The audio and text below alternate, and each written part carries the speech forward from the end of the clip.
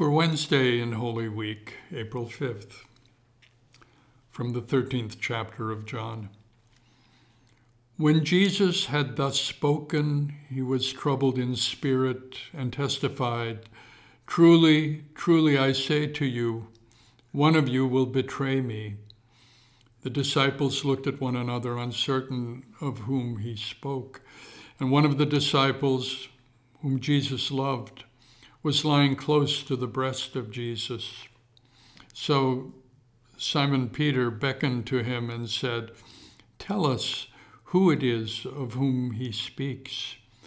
So lying thus, close to the breast of Jesus, he said to him, "Lord, who is it?" And Jesus answered, "It is he to whom I shall give this morsel when I have dipped it." And so when he had dipped the morsel of bread, he gave it to Judas, the son of Simon Iscariot. Then after the morsels, Satan entered into him. Jesus said to him, "What you are going to do, do quickly." So after receiving the morsel, he immediately went out, and it was night. For reflection. The figure of Judas Iscariot, the disciple who betrayed his master, has long had a particular hold on the Christian imagination.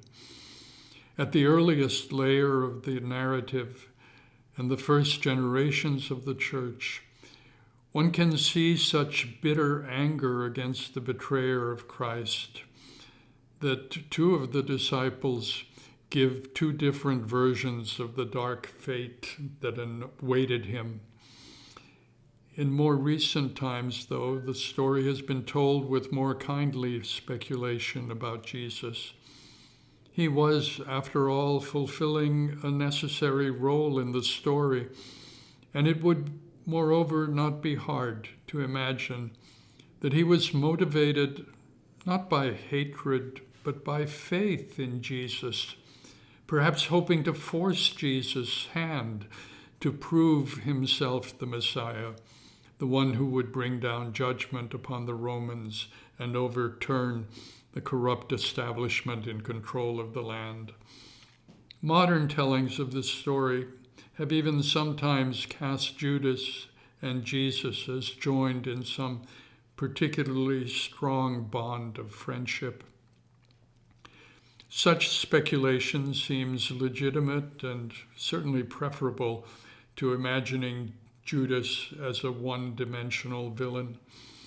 But in this Holy Week, I want to offer something different, simply this thought, triggered by the image of the sop, the moistened morsel of bread that Jesus gives to his betrayer in John's account of the Last Supper. There's been dispute among liturgical experts as to the practice of intinction, the dipping of the bread in the wine in distributing communion.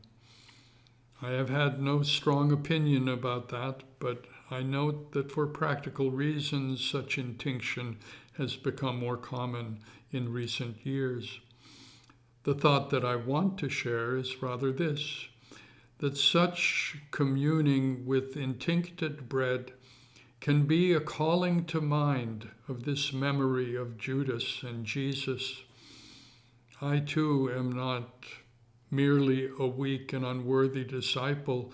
I too am capable of betraying the Lord whom I profess and the faith to which I am called.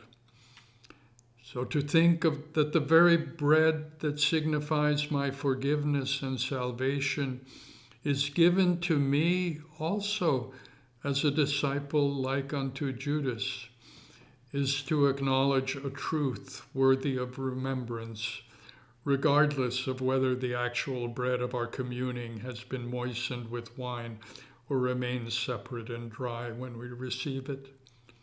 Let it deepen our gratitude that Jesus knows the ways in which we may prove unfaithful, and yet now he sends us not away from his table into the darkness of the night.